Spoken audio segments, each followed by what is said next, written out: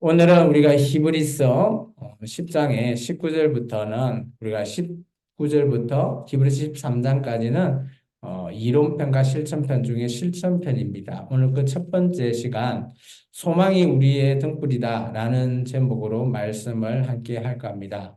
여기서 말하고 있는 소망이 뭘까요? 그게 바로 예수 그리스도입니다. 우리가 예수 그리스도는 우리의 등불되는 즉 소망이 된다라는 것을 말하고 싶습니다.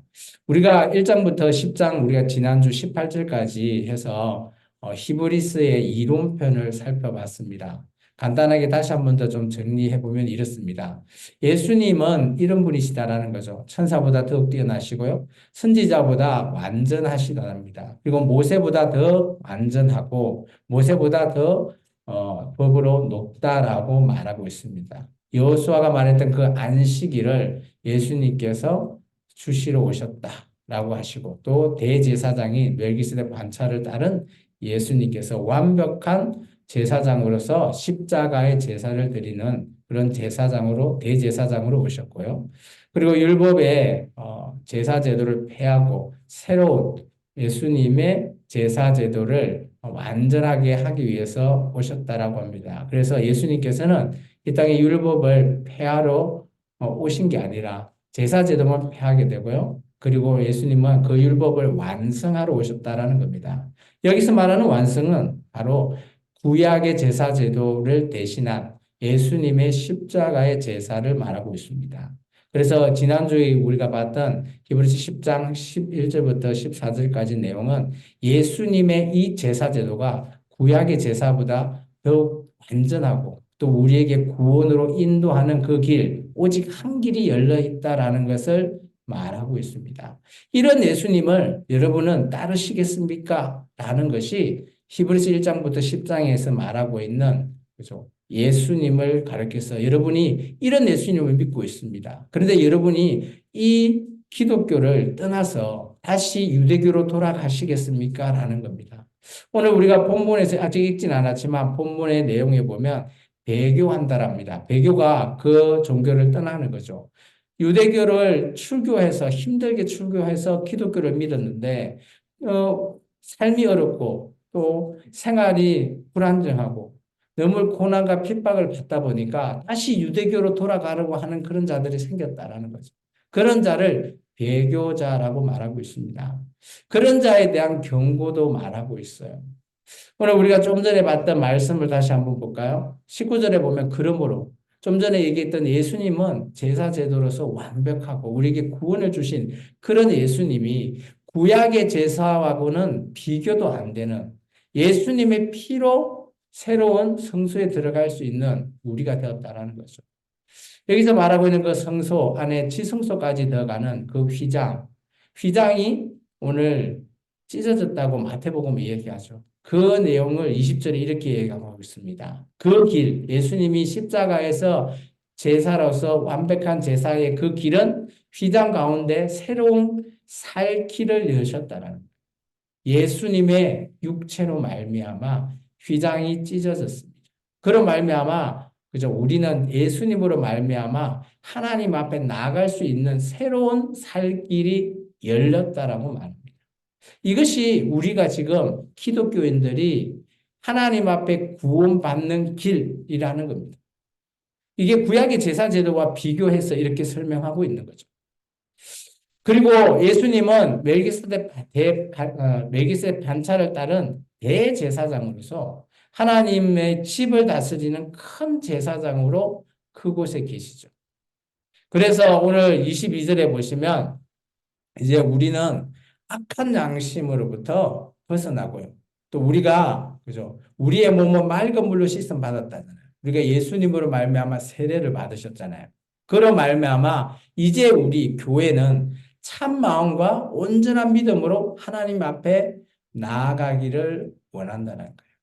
물론 이 당시 그죠? 예수님을 믿는 초기 공동체에게 그들이 이런 마음으로 다시 한 번 더 그죠? 소망을 주는 겁니다. 이런 예수님을 당신들은 믿고 있다. 라는 것을 말하고 있습니다. 그렇기 때문에 여러분들은 이 땅에 그죠? 소망, 예수님을 굳게 잡아 달라는 겁니다. 이것 또한 이거는 우리 자신에게 개인에게 말하는 그죠? 그런 의미도 포함되어 있고요. 또 우리 공동체가 이렇게 예수님에 대한 소망을 굳게 잡고 나가자라고 하는 그런 격려의 힘이 될 수 있는 겁니다. 그리고 또 공동체는 서로 간에 사랑과 선행으로 격려가 할 필요가 있다는 거죠. 왜냐? 지금 우리 같은 경우는 물론 지금도 어려운 우리 공동체 뭐 성도님들을 보면 위로해주고 하잖아요. 이 당시는 더 힘들고 어려웠던 삶이 궁핍하고 그들의 모든 삶 가운데 뭐 배고픔 이런 해결하는 것도 쉽지 않고 또 유대교가 늘 그죠 왕따시키면서 힘들게 하는 그런 삶을 유지하면서 그냥 살아가야 되는 거예요. 그런 삶 가운데서 오늘 다시 한 번 더 우리 삶 가운데 우리는 소망을 굳게 잡고 우리 공동체, 교회 공동체 서로 사랑하고 서로 선행으로 착한 일로서 격려하자라는 거예요. 악이라고 하는 것은 그죠? 어떤 것도 함께 하면 안 된다는 겁니다. 25절에 보면 이 당시에 이렇게 교회 공동체가 모이는 것을 패하고자 하는 사람이 있는 것 같아요. 그래서 오늘 여기서는 모이기를 더욱 하자라고 말하는 거죠. 패하는 그런 습관 가지지 말고 모이자라는 거예요. 오늘날 교회도 저는 참 이렇게 모이는 것 정말 중요하다고 봅니다. 근데 요즘 현대사회에서 교회들이 정말 모이기 정말 쉽지 않아요. 그죠? 주일 하루 모이는 것도 쉽지 않고 또 오늘 수요 예배 드리러 오신 여러분들도 모여서 이렇게 예배하는 것 쉽지 않다고 봅니다. 그런데 우리는 언제까지 예수님이 이 땅에 재림해서 예수님을 만나는 그날까지는 늘 모여서 함께 하는 것이 정말 공동체가 나아가는 길이라는 것을 보여주고 있다라고 저는 생각합니다. 그래서 소망이 되는 우리 예수님의 그런 우리가 등불 대신 예수님을 바라보며 교회가 나가야 첫 번째 내용은 우리가 그런 예수님의 소망을 굳게 잡는 길이다라는 겁니다. 근데 여기에 반해서 그러지 않는 다시 유대교를 출교해서 교회 공동체에 왔지만 다시 유대교로 돌아가려고 하는 자들이 생긴 것 같아요. 그것이 26절부터 내용입니다. 우리 26절부터 29절까지 읽을까요? 읽습니다. 그가 진리를 아는 지식을 받아도 짐짓을 들어간즉 다시 속죄하는 제사가 없고 오직 무서운 마음으로 심판을 기다리는 것과 대적하는 자를 태울 맹렬한 불만 있으리라. 모세의 법을 폐한 자도 두세 증인으로 말미암아 불쌍히 여김을 받지 못하고 죽었거든. 하물며 하나님 아들을 짓밟고 자기를 거룩하게 한 언약의 피를 부정한 것으로 여기고 은혜의 성령을 욕되게 하는 자가 당연히 받을 형벌은 얼마나 더 무겁겠느냐 너희는 생각하라. 네. 여기 보면 짐짓 죄를 범한다. 이런 이 뜻이 뭔가 하면 우리가 짐짓이라고 하는 단어는 고의로 우리가 알고도 짓는 죄를 얘기합니다. 그러면 우리가 삶을 살아가면서 내가 죄 짓네. 이걸 알면서도 죄를 지을 수밖에 없는 그런 나약한 자들이 우리 인간이잖아요. 이것처럼 우리가 고의로 짓는 죄라고도 할 수 있지만 여기서는 뭔가 하면 이 좀 전의 상황과 계속 이어서 생각해 봐야 돼요. 지금 교회 공동체에서 다시 유대교로 돌아가려고 하는 그런 배교하려고 하는 자들이 생겨난다라는 거예요. 그들을 향해서 오늘 말하고 있습니다. 너희가 다시 유대교로 돌아가면 그곳에는 이제는 예수님의 제사가 완전하지 유대교의 제사는 완전하지 않다. 속죄하는 제사가 없다라는 거예요. 그리고 너희가 그렇게 가서 유대교로 돌아가서 나중에 하나님 앞에 서게 됐을 때 그 심판을 너희가 어떻게 구원받을 수 있다고 생각하느냐. 너희 앞에는 맹렬한 불, 마치 불못에 들어가는 우리 말로 하면 지옥에 들어가는 것밖에 없다라고 말하고 있습니다. 그런데 이렇게 기독교인으로 있다가 다시 유대교로 돌아갈 때 세 가지 행위를 하나 봐요. 첫 번째는 하나님의 아들 예수님을 짓밟는 행위를 한대요. 뭐 어딘가 예수님이라는 이름을 쓰고 그것을 발로 밟는. 그리고 두 번째, 언약의 피, 예수님과 맺었던 그 새 언약의 피를 부정해야 되고. 세 번째, 성령님을 욕해야 된다. 이런 행위를 해야지만이 유대교가 받아준다라는 거죠. 이런 거 하지 말라는 거예요.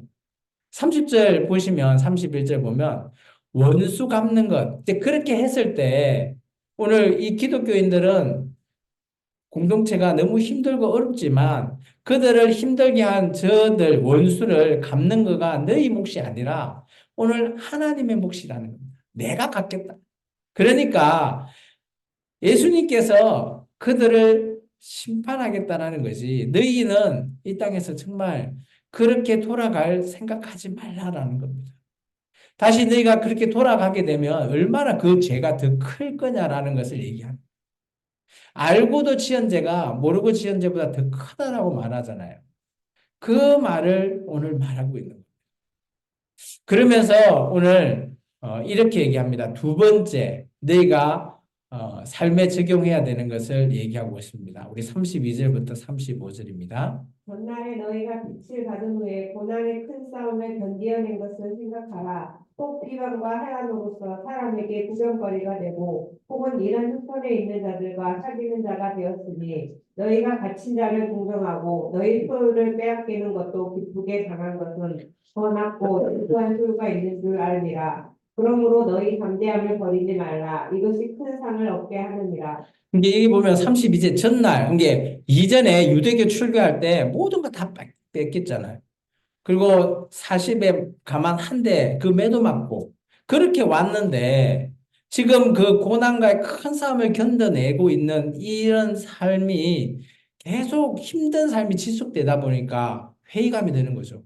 내가 이렇게 살아가는 게 옳은가? 그럴 때 다시 한번 생각해 봐라는 거예요. 다 잡아라는 겁니다.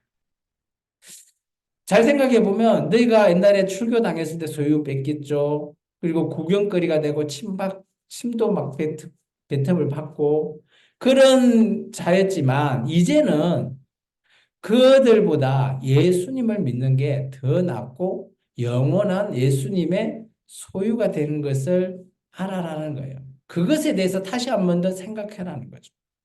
우리가 이럴 때가 있죠. 우리도 동일한 패턴의 삶을 살다 보면 삶이 좀 지겨워질 때가 있잖아요.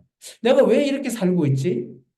라고 할 때 다시 한 번 더 우리가 이 삶을 선택했을 때의 그런 목적이라든지 내가 왜 이렇게 살아야 되는지를 생각을 한번 해봐라.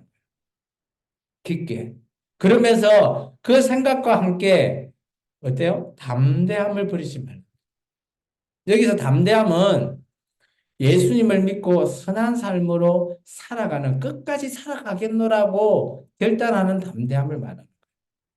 아까 같이 뭐 죄를 짓는 이런 담대함을 버리는 거가 아니라 그보다 더 큰 우리가 예수님 안에 있었다면 이제는 이 예수님과 나 평생에 어떤 자들의 영향을 받지 않고 내가 이 큰 싸움에서 이겨내겠노라 결단하는 자가 되라는 겁니다. 그러면서 세 번째, 그러기 위해서는 우리가 뭐가 필요하다? 바로 인내가 필요하답니다. 36절부터 39절입니다.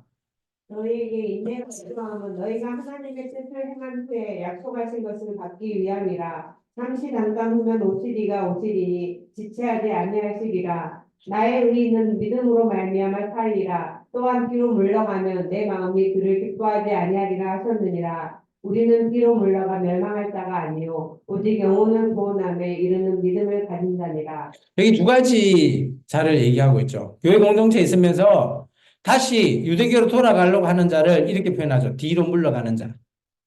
그렇지 않고 내 이 삶이 힘들고 어려워도 끝까지 살아가겠다. 주님만 바라보기 위해서 살겠다라는 게 바로 여기서는 인내라고 하는 단어인데 이것은 오래 참는 단어가 아니고요.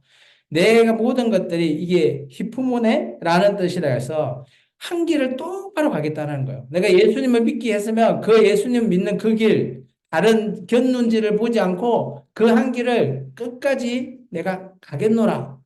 그게 필요하다라는 거죠. 두 이 종류의 사람을 비교하고 있는 겁니다. 그래서 인내가 하는 너희들은 하나님께서 어때요? 약속을 받았지 않았냐? 라고 하면서 오늘 38절 나의 의인은 믿음으로 말미암아 산다. 나의 의인, 예수님의 말하는 의인은 믿음으로 말미암아 살아간다라는 거예요.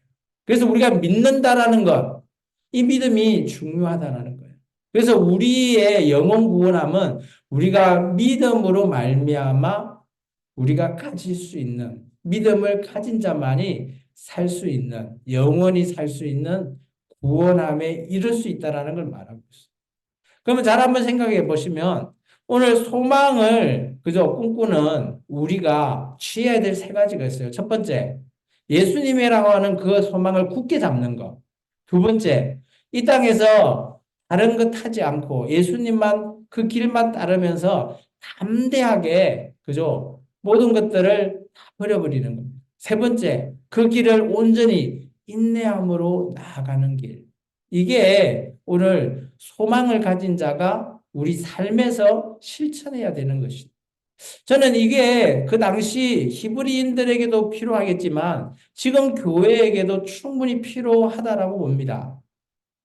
지금 교회가 핍박받지는 않지만 세상에 나아가 보면 많은 종교가 있잖아요. 그들 앞에서 우리의 정체성을 드러낸다라는 것은 이 세 가지를 잘 지켜야지만이 정체성이 남들이 보기에 아, 저 사람 예수 믿는 거 맞아. 라고 인정받을 수 있는 길이라고 저는 보여집니다. 그래서 오늘 이 10장을 이렇게 한번 비교해 봤어요. 배교하려는 자와 인내하는 자의 비교의 내용입니다.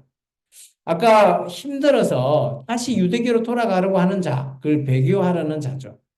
그렇지만 이 삶이 힘들어도 내가 예수님의 삶을 끝까지 가겠다라고 하는 그런 자를 인내하는 자라고 보시면 됩니다. 그들의 태도가 완전히 다르죠. 그죠?